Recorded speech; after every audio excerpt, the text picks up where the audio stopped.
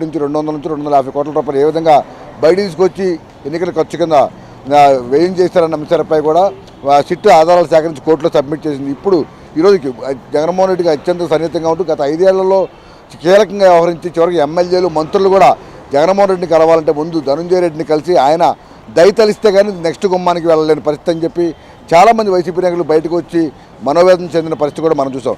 ఇప్పుడు అటువంటి కీలకమైన వ్యక్తులు ఈరోజు సంబంధించిన ఛార్జ్షీట్ కోర్టులో దాఖలు చేస్తున్న నేపథ్యంలో తప్పకుండా కూడా ఫర్దర్గా నెక్స్ట్లో ఎవరైతే ఇప్పుడు బిగ్ బాస్గా చెప్పబడుతున్నారో మాజీ ముఖ్యమంత్రి జగన్మోహన్ రెడ్డి విచారించేందుకు ఇదంతా కూడా ఒక దారి కనపడుతుందని కూడా సిట్టు భావిస్తుంది. త్వరలోనే జగన్మోహన్ రెడ్డి విచారణ పిలిచే అవకాశం ఉందని కూడా చెప్తున్నారు. ఇక ఈరోజు మధ్యాహ్నమే దీని ఛార్జ్షీట్ దాఖలు చేయాల్సి ఉన్నప్పటికీ కూడా ఉదయం నుంచి కూడా కాల్ వరకు ఉండటం, అందులో ఈరోజు సోమవారం కావడంతో కోర్టులో కూడా ఎక్కువ కేసులు విచారణకు వస్తున్న నేపథ్యంలో మధ్యాహ్నం 3 గంటల తర్వాతే ఛార్జ్షీట్ దాఖలు చేయాలని కూడా కోర్టు సూచించినట్టు కూడా తెలుస్తోంది. ఈ పరిణామాల నేపథ్యంలో మరి కాసేపట్లోనే ఛార్జ్షీట్ని కోర్టులో సబ్మిట్ చేసిన సిట్ అధికారులు అన్ని విధాలు సిద్ధమయ్యారు.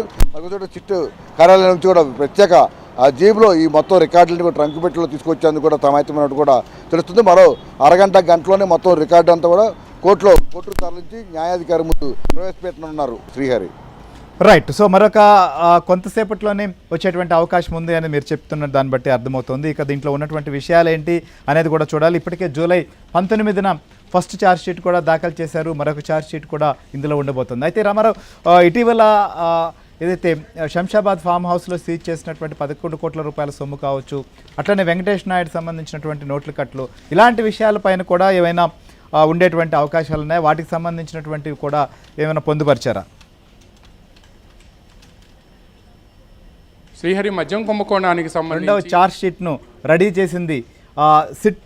ప్రస్తుతం మనం చూసాం జూలై ప్రభుత్వమే మద్యం వ్యాపారం చేస్తే ఇంకా అవినీతికి ఆస్కారం ఎక్కడ ఉంది అని చెప్పి వైసీపీ నేతలు పలు రకాలుగా వాదనలు వినిపించారు. ఈ నేపథ్యంలోనే హైదరాబాదులోని శంషాబాద్ మండలం కాచారం గ్రామంలో ఉండే సులోచన ఫామ్ హౌస్లో 11 కోట్ల రూపాయలను సిట్ అధికారులు స్వాధీనం చేసుకున్నారు.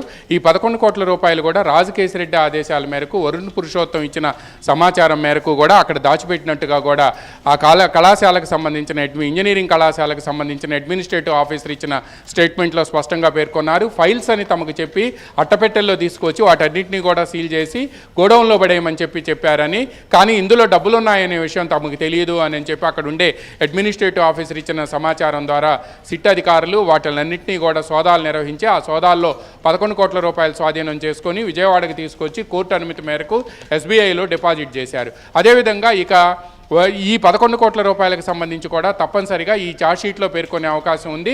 ఎందుకంటే మనీ ట్రయల్ జరిగిందనే దానికి కూడా ఈ 11 కోట్ల రూపాయల స్వాధీనం అనేది కూడా పెద్ద ఉదాహరణగా చూపిస్తున్నారు. ఇక అదేవిధంగా ఎవరైతే ఈ కేసులో మొదట అరెస్ట్ అయ్యారో ఒక ప్రజాప్రతినిధిగా ఉండి చంద్రగిరి మాజీ ఎమ్మెల్యే చెవిరెడ్డి భాస్కర్ రెడ్డి ఫాలోయర్గా ఉన్న వెంకటేష్ నాయుడు నోట్ల కట్టలతో, అంటే ఎన్నికల సమయంలో ఆయన సుమారు 200 నుంచి 250 కోట్ల రూపాయల మేరకు తన వాహనంలో రాజకేశిరెడ్డి పంపించిన డబ్బు తెలంగాణ నుంచి ఆంధ్రప్రదేశ్కు తరలించి నెల్లూరు, ప్రకాశం, చిత్తూరు జిల్లాల్లో పంపిణీ చేశారు అనేది కూడా సిట్ అభియోగంగా ఉంది.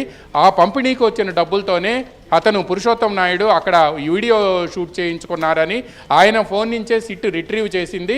ఆ రిట్రీవ్ చేసిన వీడియోనే బహిర్గతం కావడంతో వైసీపీ వర్గాల్లో తీవ్ర సంచలనం రేకెత్తడమే కాకుండా ఇది కావాలని చెప్పి బయటకు విడుదల చేశారు అని కూడా ఆ వర్గాలు చెబుతూ ఉన్నాయి. అయితే ఈ నేపథ్యంలోనే ఈ కేసుకు సంబంధించి ఈ 2 ఆధారాలు బహిర్గతం కావడంతో మద్యం ముడుపుల వ్యవహారం పెద్ద ఎత్తున జరిగింది అనేది